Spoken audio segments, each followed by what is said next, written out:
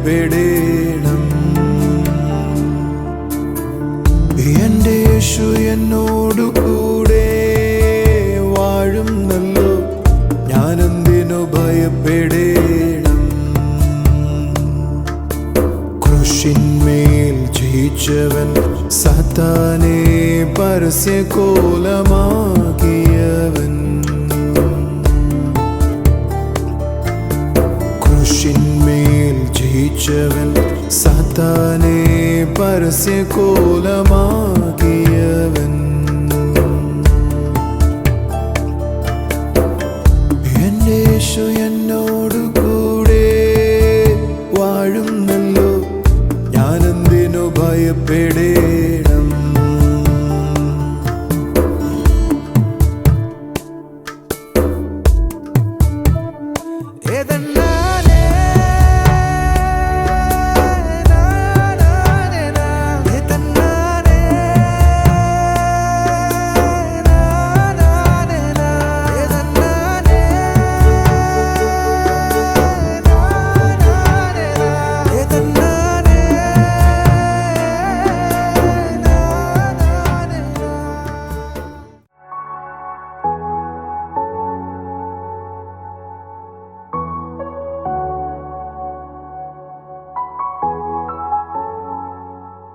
കർത്താവിൻ്റെ അതിപരിശുദ്ധ നാമം വാഴ്ത്തപ്പെടുമാറാകട്ടെ. അനുഗ്രഹിക്കപ്പെട്ട ഈ നല്ല ദിവസത്തിനായി നമുക്ക് ദൈവത്തെ സ്തുതിക്കാം. ഇന്ന് നമുക്ക് 2 സ്പോൺസേഴ്സ് ഉണ്ട്.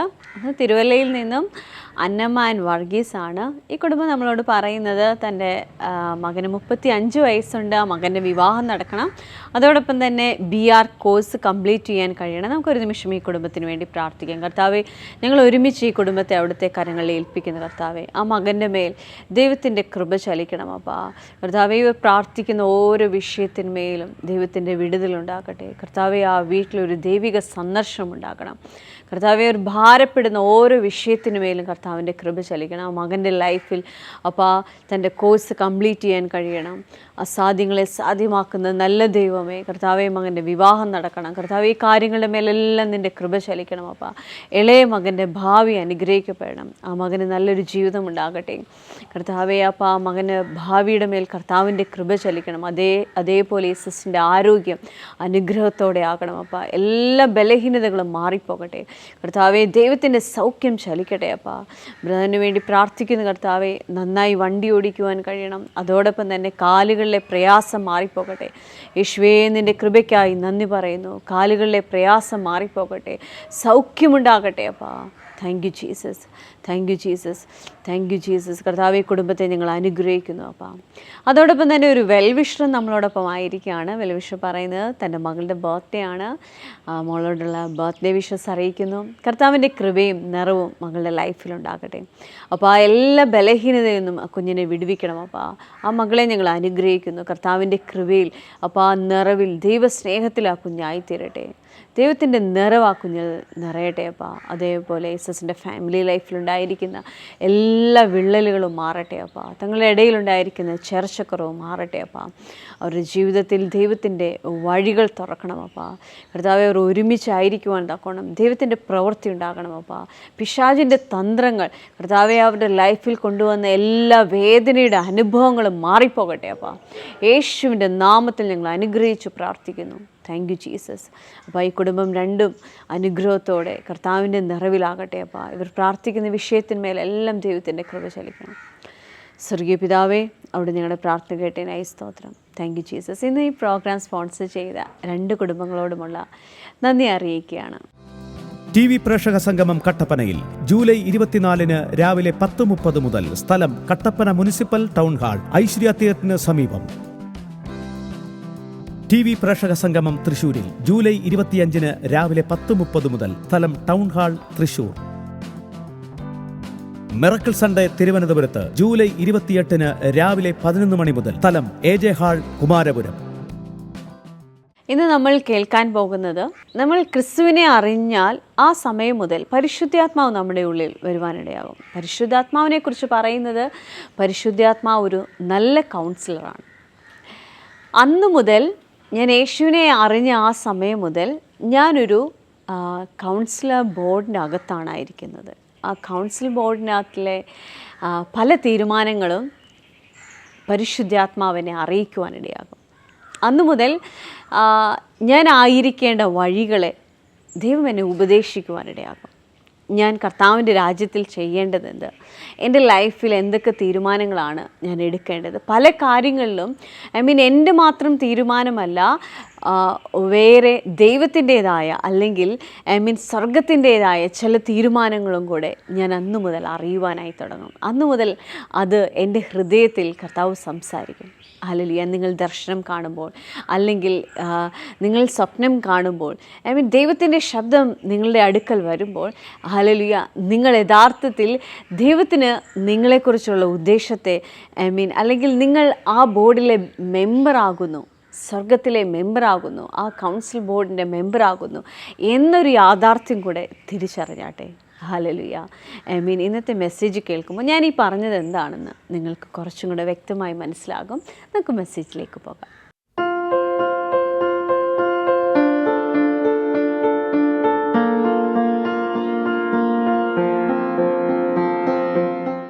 നിങ്ങൾ സ്വപ്നങ്ങൾ കണ്ടപ്പോൾ, വെളിപ്പാടുകൾ കണ്ടപ്പോൾ നിങ്ങൾക്ക് എന്താ സംഭവിച്ചെന്ന് അറിയത്തില്ല.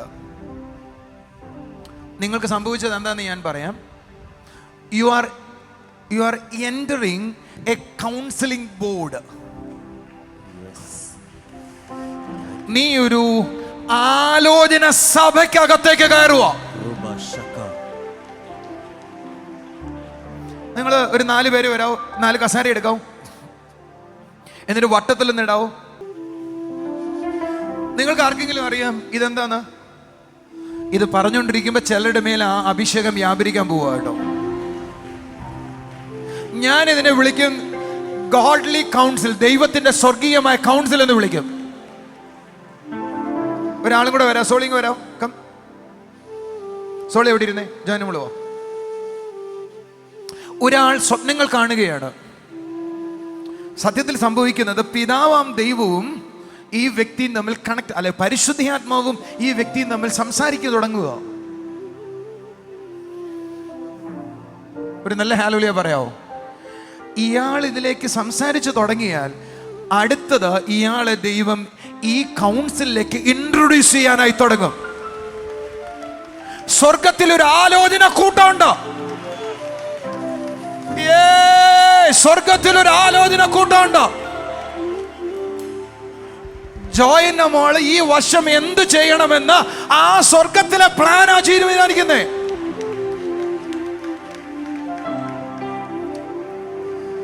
ഇത് പറഞ്ഞപ്പോ കട്ടിയായി പോയി. സിമ്പിളാക്കാം, സിമ്പിളാക്കട്ടെ. വേണോ നിങ്ങൾക്ക്? ഒരു നല്ല ഹല്ലേലൂയ പറ. ജോനവാ, ഇവളെ യേശുവിനെ സ്വീകരിച്ചു. നിങ്ങൾ എഴുന്നേറ്റോ, എഴുന്നേറ്റോ. ഇവളെ യേശുവിനെ സ്വീകരിച്ചു. ഇവൾക്കുണ്ടായ ആദ്യത്തെ കാര്യം അറിയോ? പരിശുദ്ധാത്മാവ് ഉള്ളുള്ളി വന്നു. For what? അവിടെ എഴുതിയിരിക്കുന്ന വണ്ടർഫുൾ കൗൺസിലർ എന്നാ. എന്ന് പറഞ്ഞാൽ അന്നു മുതൽ ഇവളെ ദൈവം കൗൺസിൽ, ആലോചനയിൽ നടത്താൻ തുടങ്ങും. അത് പ്രിലിമിനറി ലെവൽ, ആദ്യത്തെ ലെവൽ. അയ്യടാ, കയ്യടി കേട്ടാലും കൊള്ളാം. അടുത്ത ലെവല് പറയട്ടെ. ഈ ആദ്യത്തെ ലെവൽ എന്ന് പറയുന്നതിനെയാണ് സ്വപ്നങ്ങളും ദർശനങ്ങളും എന്ന് പറയുന്ന ഡോർ. അപ്പൊ സ്വപ്നങ്ങളും ദർശനങ്ങളും എന്ന് പറയുന്നത് ആദ്യത്തെ കൗൺസിൽ ബോർഡിലേക്ക് നിങ്ങൾ കയറിയ ലക്ഷണമാണ്. ആലോചനാ സഭയിലേക്ക് കയറിയ ലക്ഷണമോ, അല്ലാതെ ആപ്പിള് മുന്തിരിയും കണ്ടതല്ല. അടുത്തത്, ഇയാൾക്ക് വേണ്ടി ഒരു മിനിസ്ട്രിങ് ഏഞ്ചൽ ഉണ്ട്. ശുശ്രൂഷിക്കാൻ തുടങ്ങുന്ന ആളുടെ കൂടെ ഒരു ഏഞ്ചലിക്ക് മിനിസ്ട്രിങ് ഏഞ്ചൽ വ്യാപരിക്കാൻ തുടങ്ങും. തെളിയിക്കാം, ശ്രദ്ധിക്കൂ. ഏലിയാവ് 1-ാം അധ്യായം, രാജാക്കന്മാരുടെ ദിവസം 1-ാം അധ്യായം, മലമുകളിൽ ഇരിക്കുമ്പോൾ രാജാവ് 50 പേരടങ്ങുന്ന ഒരു കൂട്ടത്തെ വിട്ടു. ഏലിയാവ് പറഞ്ഞു, തീ ഇറങ്ങട്ടെ. ആളുകൾ ദഹിച്ചു പോയി. അടുത്ത കൂട്ടത്തെ വിട്ടു, തീ ഇറങ്ങട്ടെ. അടുത്ത കൂട്ടം ദഹിച്ചു പോയി. അടുത്ത കൂട്ടം വന്നപ്പോ കൂടെ നിന്ന ദൂതൻ പറഞ്ഞു, നീ പൊയ്ക്കോ അവന്റെ കൂടെ നിന്ന്. നിങ്ങൾക്ക് വലിയ മനസ്സിലാവുന്നൊന്നും അറിയത്തില്ല. ഏലിയാവിന്റെ ഉള്ളിൽ ആത്മാവുണ്ട്. പക്ഷെ ഇപ്പൊ ആത്മാവല്ല പറഞ്ഞത്, കൂടെ നിൽക്കുന്ന എന്ന് പറഞ്ഞ എൻ്റെ ഉള്ളിലുള്ള ആത്മാവ് എന്നെ കൗൺസിലിലേക്ക് നടത്തും. പക്ഷെ ഇപ്പോ ഒരു സ്വർഗീയ കക്ഷിയും കൂടെ ഉണ്ട്, അതെന്നെ കൗൺസിൽ ചെയ്യാൻ തുടങ്ങുവോ?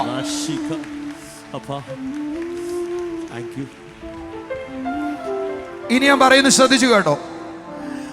ഈ ആള് ഇനി അടുത്തത് സ്വർഗത്തിൽ കൊണ്ടുപോയിട്ട് വിശുദ്ധന്മാരുടെ ഒരു കൗൺസിൽ ബോർഡുണ്ട്, അവിടേക്ക് കൊണ്ടുപോകും. അതിനെ ഞങ്ങൾ വിളിക്കും സന്നദ്ധി സംഘം എന്ന് വിളിക്കും, മൂപ്പന്മാരെന്ന് വിളിക്കും അതിനെ. ഞാനിത് ആദ്യം കേട്ടത് ബ്രദർ ദിനകരൻ പ്രസംഗിച്ചപ്പോഴാണ്. അദ്ദേഹം പറഞ്ഞു, എല്ലാ വർഷവും ആരംഭത്തിൽ എന്നെ സ്വർഗത്തിൽ കൊണ്ടുപോകും ദൈവം, എന്നിട്ട് ഒരു കൂട്ടം ആളുകളുടെ നടുവിൽ നിർത്തും, എന്നിട്ട് അവർ തമ്മിൽ സംസാരിക്കും, എന്നിട്ട് പറയും ഇന്നതൊക്കെയാണ് ഈ വർഷം നീ ചെയ്യേണ്ടത്. ഞാൻ അതിൻ്റെ കയ്യിൽ താഴെ ഒപ്പിട്ട് കൊടുക്കും, എന്നിട്ട് ഞാൻ തിരിച്ചു വരും. എനിക്കിത് കേട്ടപ്പോൾ പറഞ്ഞു, ഇതൊരു കഥ പോലെയാണ് എനിക്ക് തോന്നിയത്. പക്ഷെ എനിക്ക് ഇപ്പൊ കഥയല്ല, ആ കഥയുടെ കാലഘട്ടം മാറി. സ്വർഗ്ഗം എന്നോട് പറഞ്ഞു, ജോണെ, പരിശുദ്ധാത്മാവിനെ തന്നത് ഞാൻ നിന്നോട് കൗൺസിൽ ചെയ്യേണ്ടതിനാ. പക്ഷെ അടുത്തത് ദൂതന്മാർ വന്നത് ആ ബോർഡിനകത്തേക്ക് കയറിയതാ. പക്ഷെ ഇനിയൊരു അപ്ലിഫ്റ്റ് ഉണ്ട്, സന്നദ്ധി സംഘം അല്ലെങ്കിൽ ഇരു മൂപ്പന്മാർ അതിന്റെ നടുവിലേക്കാ. ഇത് എല്ലാവർക്കും വേണ്ട സാധനമല്ല. ഞാനിത് ലീഡേഴ്സ് മീറ്റിംഗിൽ കുറച്ചും കൂടെ ആഴത്തിൽ പഠിപ്പിക്കാം, അതേ പറ്റത്തുള്ളൂ. ഒരു നല്ല ഹാലൂയ പറഞ്ഞാട്ടെ. നിങ്ങൾക്ക് വല്ലതും മനസ്സിലായോ? When you started to see visions and dreams, that means you are getting into the council board. സ്വർഗീയ ആലോചന സംഘത്തിനകത്തേക്ക് കേറാൻ തുടങ്ങിയതിന്റെ ലക്ഷണമാണ് സ്വപ്നങ്ങളും ദർശനങ്ങളും എന്ന് പറയുന്നത്. ദൈവം നിന്നോട് സംസാരിച്ചു തുടങ്ങുക. ചെറുതായി അതിനെ കാണരുത്. നിങ്ങളൊരു ഹല്ലേലൂയ പറയാത്ത എന്താ? ഒന്ന് കൈയടിക്കാത്ത എന്താ? ഉറങ്ങുമ്പോഴും ഇരിക്കുമ്പോഴും നിൽക്കുമ്പോഴും കർത്താവിനോട് ചോദിക്കണം, I want to talk to you. I want to speak to you. Lord, please talk to me. Thank you, Jesus. Please talk to me. Para. It will change your whole situations. നിങ്ങളൊന്ന് ശ്രദ്ധിക്കാവോ? ഡീപ്പറായി പോകണമെങ്കിൽ 3-4 വാക്യം കൂടെ വായിക്കണം. നിങ്ങളും ഞാനും പരിശുദ്ധാത്മാവിനെ സ്വീകരിച്ച ദിവസം മുതൽ പരിശുദ്ധാത്മാവ് ഒരു കൗൺസിലറായി എൻ്റെ അടുക്കലുണ്ട്, ആലോചന പറഞ്ഞു തന്ന് വഴി നടത്താൻ. നിങ്ങൾ അതിൽ വളരുമ്പോഴാ അടുത്ത ലെവൽ വരുന്നത്. ഞാൻ ഈ വിത്തിടുന്ന എന്തിനാണെന്നറിയോ? ചിലരുടെ ഉള്ളിൽ ആഗ്രഹമെങ്കിലും എഴുന്നേക്കട്ടെ. നിങ്ങൾക്ക് ആർക്കെങ്കിലും സങ്കടം വരുന്നോ? എനിക്ക് അങ്ങോട്ട് കയറണം കർത്താവേ എന്ന് പറഞ്ഞിട്ട് ഉള്ളിലൊരു വിങ്ങൽ വരുന്നവരെന്ന കരങ്ങൾ ഉയർത്തിക്ക്, ഒന്ന് എഴുന്നേറ്റ് തന്നെ, എന്നിട്ട് പറഞ്ഞു, അപ്പാ എനിക്ക് അവിടേക്ക് കയറണം കർത്താവേ. പറ. ഒരു വലിയ ജനറേഷൻ അതിലേക്ക് വരികയാ. ഞാൻ ചോദിച്ചു, കർത്താവേ, അത് ദിനകരനെ പോലെ വലിയ നേതാക്കന്മാർക്കുള്ളതല്ലേ? സ്വർഗം പറഞ്ഞു, അല്ല. ആരാണ് പരിശുദ്ധാത്മാവിന്റെ കൗൺസിൽ ശരിയായി അനുസരിക്കുന്നത്, അവരെ അടുത്ത പടിയിലേക്ക് ഞാൻ കൊണ്ടുവരും. നിങ്ങളെ ദൈവം അതിലേക്ക് നടത്തുകയാ ചെയ്യുന്നേ.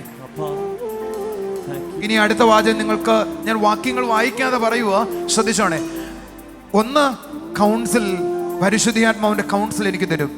പിന്നീട് ആ കൗൺസിൽ ബോർഡിനകത്തേക്ക് എന്നെ കൊണ്ടുവരും, ആലോചന കൂട്ടത്തിനകത്തേക്ക്.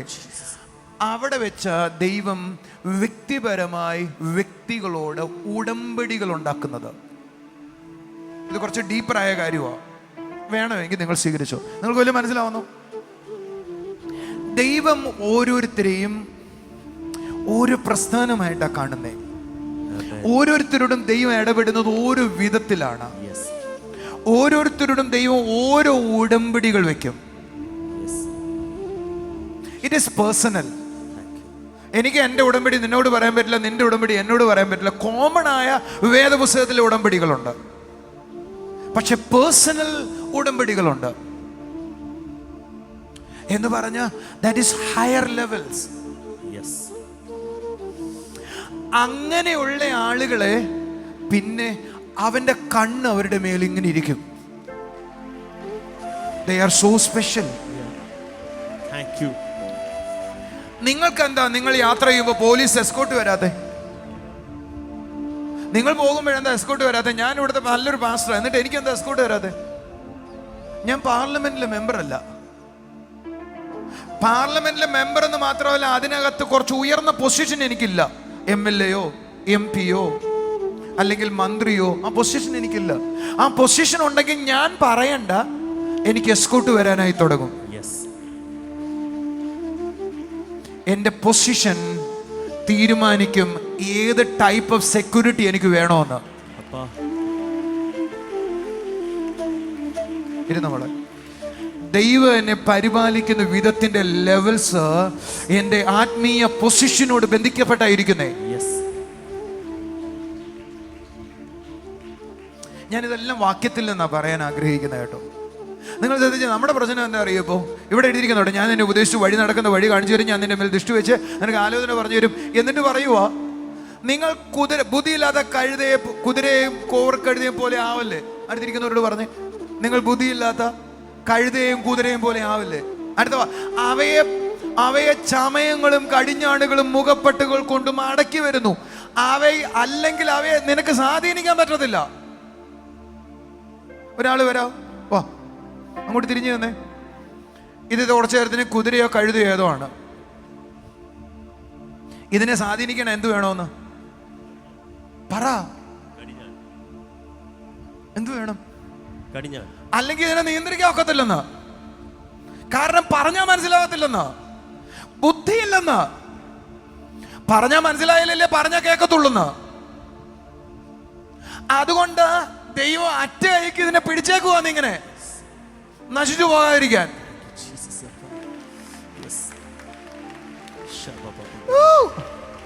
ഇതിനകത്ത് കോവർ കഴുത ഏതാണോ കുതിര ഏതാണോ നീ തീരുമാനിച്ചോണം. കഴുതയും കുതിരയല്ല വിഷയം. ദൈവം പറയുവാ, അവയെ നിയന്ത്രിക്കാൻ വേറൊരു മാർഗമില്ല. പക്ഷേ ഞാൻ വില കൊടുത്തു വാങ്ങിയത് ആ കഴുതയും കുതിരയും. പക്ഷെ അതുകൊണ്ട് എനിക്ക് അതിനെ സൂക്ഷിച്ചേ ഒക്കത്തുള്ളൂ, അതിനെ കരുതിയേ ഒക്കത്തുള്ളൂ.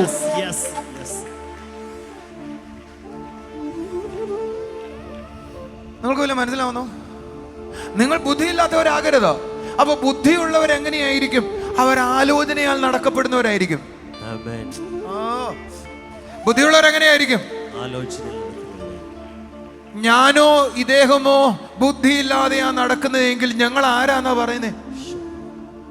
കഴുതയോ കുതിരയോ ആണ്. ദൈവത്തിന് എന്താ ചെയ്യാൻ പറ്റത്തുള്ളൂ? പിടിച്ച് നിയന്ത്രിക്കാനേ ഒക്കത്തുള്ളൂ.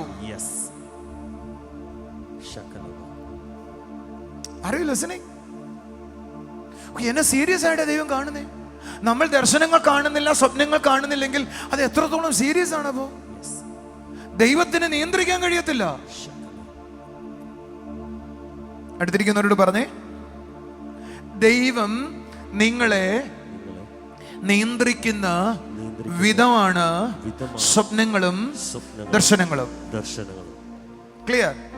അടുത്തിരിക്കുന്ന വേറെ ആളോട് പറ, ദൈവം നിങ്ങളെ അവന്റെ കൗൺസിൽ ബോർഡിലേക്ക്, സന്നദ്ധ സംഘത്തിലേക്ക്, മൂപ്പന്മാരുടെ ഇടയിലേക്ക്, ആലോചന സഭയിലേക്ക് കൊണ്ടുവരുന്നതിന്റെ ആദ്യ പടിയാണ് സ്വപ്നങ്ങളും ദർശനങ്ങളും. നിങ്ങൾ ആർത്ത് വിളിക്കുമെന്നാ ഞാൻ വിചാരിച്ചത്. It's great. Quite big. Hallelujah. ഒരു നല്ല ഹല്ലേലൂയ പറഞ്ഞാട്ടെ. നിങ്ങളെല്ലാവരും ഞങ്ങൾക്കൊരു സുനുഗോഗ് ഉണ്ട്, 40 പേര് അടങ്ങുന്ന ഒരു കൂട്ടായ്മയുണ്ട്. നിങ്ങളുടെ മെയിൻ ലീഡേഴ്സ് എല്ലാം വരും. അവരുടെ കുറച്ച് കാര്യങ്ങൾ കൂടെ തുറന്ന് സംസാരിക്കുന്നേ. ഒരു ഹല്ലേലൂയ പറ. Hallelujah. നിങ്ങളെല്ലാവരും വരാത്ത എന്താ? You are not closer to me. എല്ലാ ഹൃദയ രഹസ്യം ഞാൻ അവരോട് സംസാരിക്കും, നിങ്ങളോട് ഞാൻ പറയുന്നില്ല. എന്തുകൊണ്ടില്ല? അതിന്റെ കാരണം നിങ്ങൾ അത്രത്തോളം എന്നോട് ക്ലോസ് അല്ല. എൻ്റെ ഒപ്പം ഉണ്ടെങ്കിൽ ഒന്ന് കൈ അടിച്ചൊരു നല്ല ആമീൻ പറഞ്ഞേ. അതുകൊണ്ട് സങ്കീർത്തനം 33:18 പറഞ്ഞത് യഹോവയുടെ ദൃഷ്ടി തൻ്റെ ഭക്തന്മാരുടെ മേലിരിക്കുന്നു. അടുത്ത വാക്ക്, തൻ്റെ ദയക്കായി പ്രത്യാശിക്കുന്നവരുടെ മേലിരിക്കുന്നു. അവർ പ്രാണനെ മരണത്തിൽ നിന്ന് വിടുവിക്കും. അവനെ എന്ന് പറഞ്ഞാൽ ദൈവം ആരെയാണോ ആ നിലവാരത്തിലേക്ക് കൊണ്ടുവരുന്നത്, അവർ ക്ഷാമത്തിലേക്ക് പോകത്തില്ല. പിന്നെ അവർ മരണം അവരെ തൊടത്തില്ല. ഒപ്പം എത്തിയെങ്കിലും നല്ല ഹല്ലേലൂയ പറ. മരണത്തിന് അവനെ സ്വാധീനിക്കാൻ കഴിയത്തില്ല, മരണത്തിന് അവനെ പിടിക്കാൻ പറ്റത്തില്ല. മരണത്തിന്റെ വലയ്ക്കകത്ത് ഒരു കുടുങ്ങത്തില്ല, ദാരിദ്ര്യത്തിന്റെ വലയ്ക്കകത്ത് ഒരു കുടുങ്ങത്തില്ല. അവർ ബിയോണ്ട് ആണ്, അതിന് മുകളിലാണ്. കാരണം ദൈവത്തിന്റെ കണ്ണ് അവരുടെ മേലായിരിക്കുന്നേ. എടുത്തിരിക്കുന്ന ഒരാളെ കൈ കൊടുത്തിട്ട് പറ, പറഞ്ഞാൽ കേൾക്കുന്നവരെ മാത്രമേ കർത്താവ് നോക്കത്തുള്ളൂ എന്ന് പറ.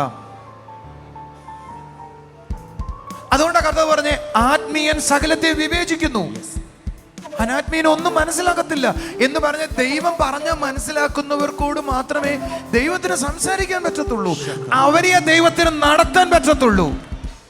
ദൈവത്തിൻ്റെ ശബ്ദം യഥാർത്ഥത്തിൽ ഒരു ആത്മീയനെ കേൾക്കാൻ കഴിയത്തുള്ളൂ. ആത്മീയനോട് മാത്രമേ, അതായത് ആത്മാവിനാൽ നിറയപ്പെട്ട ഒരു വ്യക്തിക്ക്, ആത്മാവിൻ്റെ ശബ്ദത്തെ കേൾക്കാൻ കഴിയുന്ന ഒരു വ്യക്തിക്ക് മാത്രമേ ദൈവശബ്ദം കേൾക്കാനായി കഴിയത്തുള്ളൂ, ദൈവത്തിന് സംസാരിക്കാനായി കഴിയത്തുള്ളൂ. അതുകൊണ്ടാണ് ക്രിസ്തുവിൻ്റെ സുവിശേഷം അറിയിക്കുവാൻ തക്കോണം ലോകമെമ്പാടും ഈ സുവിശേഷം അറിയിക്കുവാൻ ദൈവജനം നമ്മളോട് പറയുന്നത്, കർത്താവിൻ്റെ ശബ്ദം നമ്മളോട് പറയുന്നത്. കർത്താവിന് വ്യക്തികളോട് സംസാരിക്കണമെങ്കിൽ അവനൊരു ആത്മീയനായിരിക്കണം, ആത്മാവിൻ്റെ ശബ്ദത്തെ കേൾക്കാൻ കഴിയുന്ന ഒരു വ്യക്തിയാകണം. നിങ്ങളുടെ ലൈഫിലും കർത്താവ് നിങ്ങളെ ആ വിധത്തിലേക്ക് ക്ഷണിക്കുകയാണ്. തികച്ചും ഒരു ആത്മീയനായി ആത്മാവിൻ്റെ ശബ്ദം തിരിച്ചറിയുന്ന ഒരു വ്യക്തിയായി മാറിയാട്ടെ. കർത്താവിന് ചിലത് നിങ്ങളോട് സംസാരിക്കാനുണ്ട്. Thank you. നമുക്കിനി ചില സാക്ഷ്യങ്ങൾ കാണാം.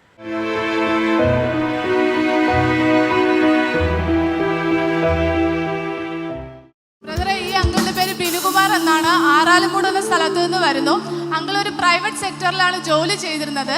അവിടെ നിന്ന് റിസൈൻ ചെയ്ത് മറ്റൊരു ജോലിക്കായി ട്രൈ ചെയ്തു. എന്നാൽ പലവിധ തടസ്സങ്ങളാൽ ഒന്നും ശരിയായില്ല. എന്നാൽ ചർച്ചിൽ വന്ന് ബ്രദറിനെ കണ്ട് പ്രാർത്ഥിച്ചു ഒരാഴ്ച കഴിഞ്ഞപ്പോൾ തന്നെ കർത്താവ് അനുഗ്രഹിക്കപ്പെട്ട ജോലി നൽകി എന്നാണ് പറയുന്നത്. ബ്രദർ, ഈ സിസ്റ്ററിന്റെ പേര് പ്രീത എന്നാണ്, മോന്റെ പേര് ആശ്ലിൻ, ശ്രീകാരി എന്ന സ്ഥലത്ത് നിന്ന് വരുന്നു. ഈ മോൻ ഇപ്പോൾ 5ാം ക്ലാസ്സിലാണ് പഠിക്കുന്നത്. നമ്മുടെ സ്വന്തം ആളാ. 4ാം ക്ലാസ് വരെ മോന് എക്സാം ടൈം ആകുമ്പോൾ അറ്റൻഡ് ചെയ്യാൻ പറ്റത്തില്ല. ഒന്നുകിൽ അസുഖം വന്ന് വയ്യാതെയാകും, അല്ലെങ്കിൽ എന്തെങ്കിലും തടസ്സം വരുമായിരുന്നു. എന്നാൽ 1 മാസം മുമ്പേ ചർച്ചിൽ വന്നു ബ്രദറിനെ കണ്ട് പ്രാർത്ഥിച്ചു. 4ാം ക്ലാസ് വരെ ഒരു എക്സാം പോലും അറ്റൻഡ് ചെയ്തിട്ടില്ല. എന്നാൽ പ്രാർത്ഥിച്ചതിന് ശേഷം 5ാം ക്ലാസ്സിൽ എക്സാം അറ്റൻഡ് ചെയ്തെന്നാണ് പറയുന്നത്.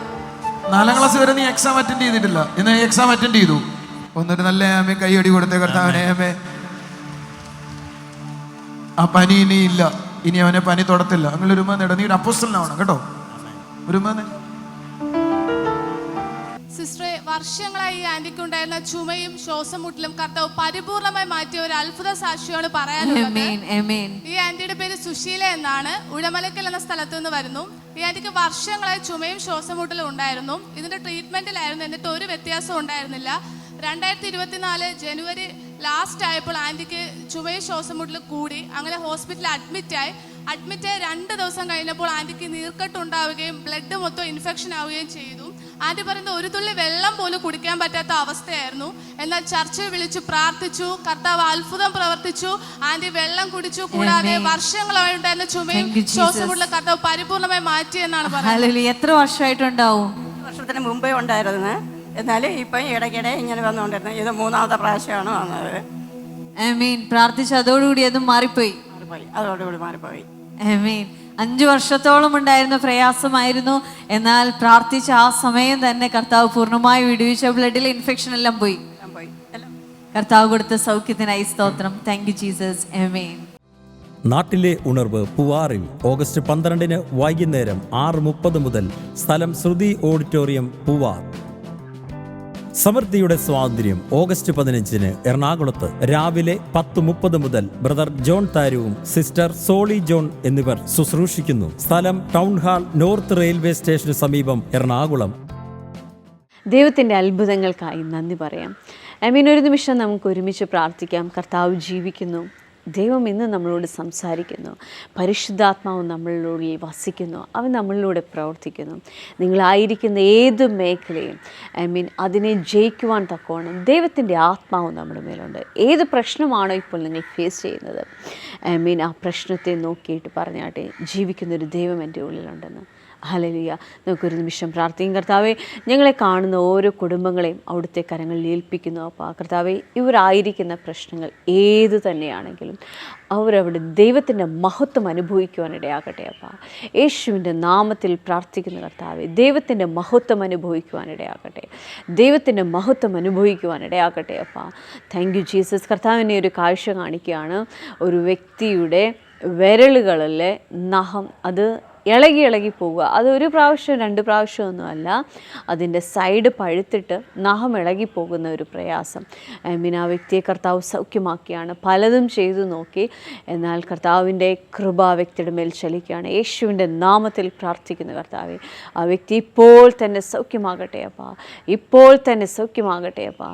ഇപ്പോൾ തന്നെ സൗഖ്യമാകട്ടെ അപ്പാ. Thank you Jesus. അതെന്നെ കർത്താവ് കാണിക്കുന്ന ഒരു ചൂണ്ടുവിരലിലെ നഖമാണ് കാണിച്ചത്.